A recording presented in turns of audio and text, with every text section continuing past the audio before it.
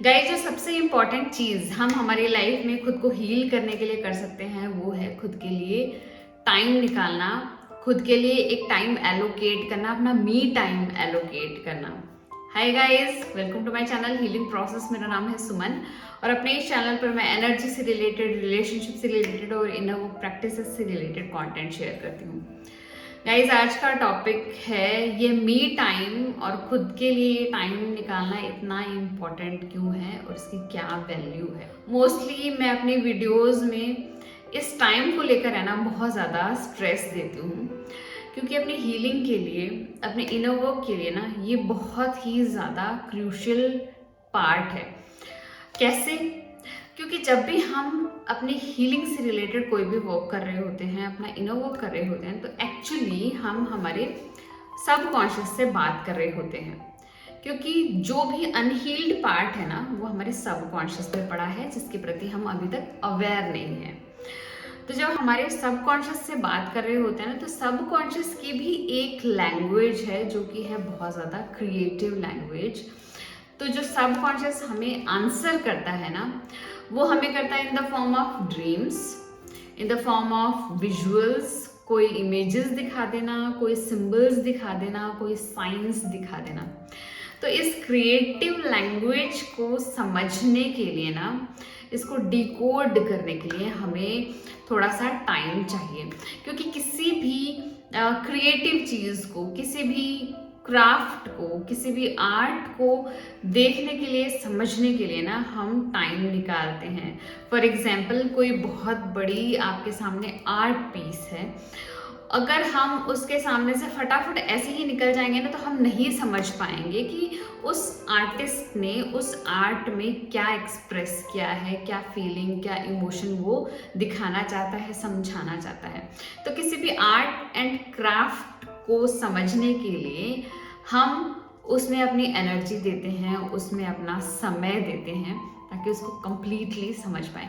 तो वैसे ही अगर हम सब कॉन्शियस की लैंग्वेज को समझना चाहते हैं, उसकी क्रिएटिव लैंग्वेज को समझना चाहते हैं ना, तो हमें उसको समझने के लिए थोड़ा सा टाइम निकालना है। लेकिन हो क्या रहा है, हम every single day hustle mode में रहते हैं, हम फाइट एंड फ्लाइट में रहते हैं। जब भी हम फाइट एंड फ्लाइट में रहेंगे ना गाइस, तो हमारी सारी एनर्जी, सारी ची, सारा प्राणा है ना फाइट एंड फ्लाइट में लग जाता है और हम हमारी हीलिंग नहीं कर पाते, हम खुद को रेजुविनेट नहीं कर पाते, हम खुद की ग्रोथ नहीं कर पाते, क्योंकि हमने हमारी सारी एनर्जी तो कहीं और, किसी और काम में चैनल हो रही है।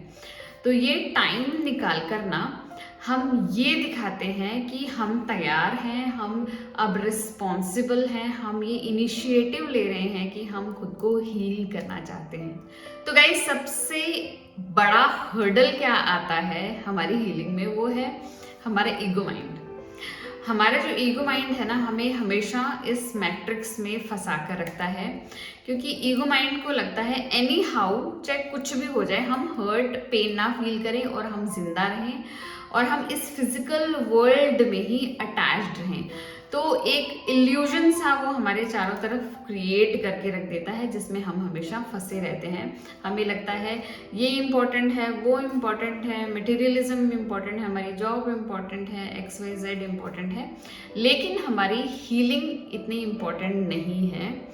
क्योंकि हमारा ईगो माइंड हमारे साथ इस टाइप की ट्रिक खेल रहा है ताकि हम अंदर ना झांके। क्योंकि अगर हम अंदर झांकेंगे तो ऑब्वियसली बहुत सारा हर्ट और पेन हमें देखने को मिलेगा, फील करने को मिलेगा।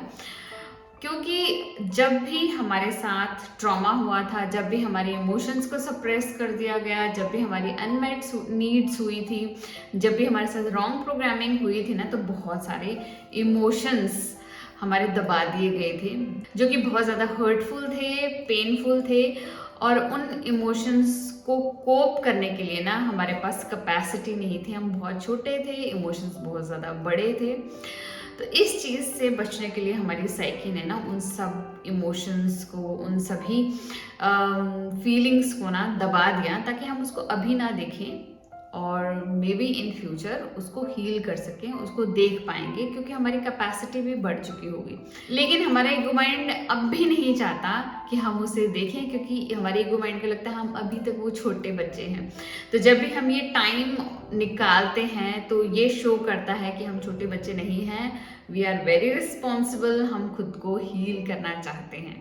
जब भी हम अपना इनर वर्क लेके बैठेंगे, और या फिर कह सकते हैं जब भी हम हमारा सेल्फ इंट्रोस्पेक्शन करने बैठेंगे या खुद के लिए टाइम निकालेंगे ना, तो हमारे ईगो माइंड है ना बहुत वियर्ड से एक्सक्यूजेस देने लग जाएगा कि तुम्हारे पास टाइम बहुत कम है, तुम बहुत ज़्यादा टाइम वेस्ट कर रही हो, दूसरे काम बहुत ज़्यादा इम्पॉर्टेंट हैं, तुम्हारे बच्चे रो रहे हैं, तुम्हें बहुत सारे बिल्स का पेमेंट करना है, बहुत सारे लोग तुमसे पैसे मांग रहे हैं, ब्ला ब्ला ब्ला।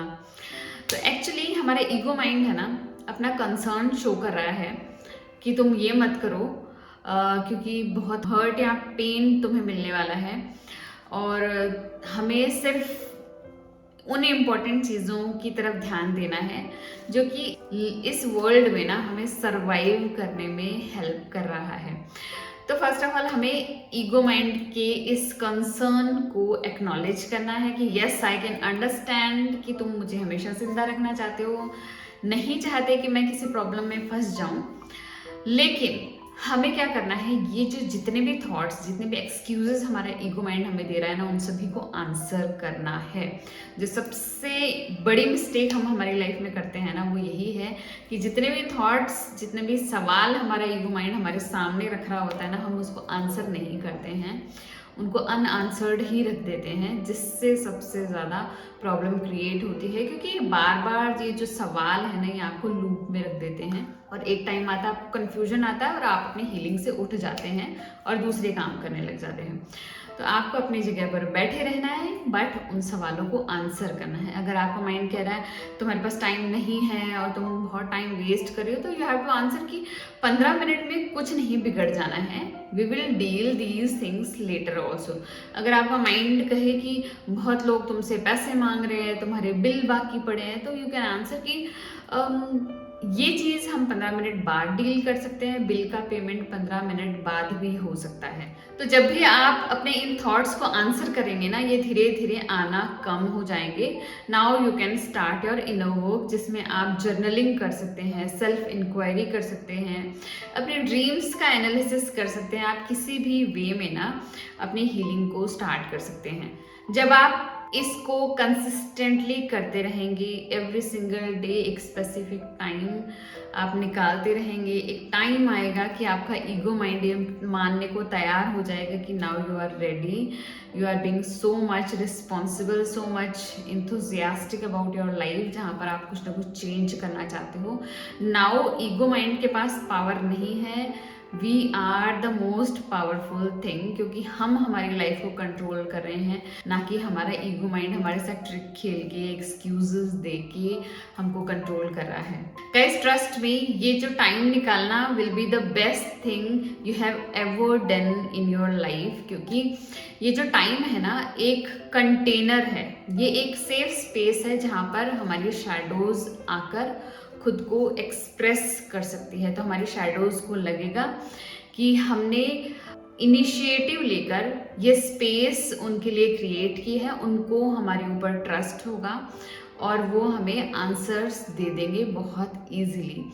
उन्हें ये लगेगा we are being very responsible, हमने इनिशिएटिव लिया है, और धीरे धीरे आप समझ जाएंगे, आपको ये फील होगा कि आपके शैडोज का ना रेजिस्टेंस बिल्कुल ही ख़त्म हो चुका है, आपके ईगो माइंड का रेजिस्टेंस बिल्कुल ख़त्म हो चुका है, और आपकी जो हीलिंग है ना बहुत स्मूथली होने लग जाएगी। आपको अपने आंसर्स है ना बहुत आसानी से मिलने लग जाएंगे। तो गाइज आज का वीडियो आपको कैसा लगा? अगर अच्छा लगा तो प्लीज़ लाइक कीजिएगा, मेरे चैनल को सब्सक्राइब कीजिएगा। मिलते हैं ऐसे इंटरेस्टिंग वीडियो में, तब तक के लिए बाय।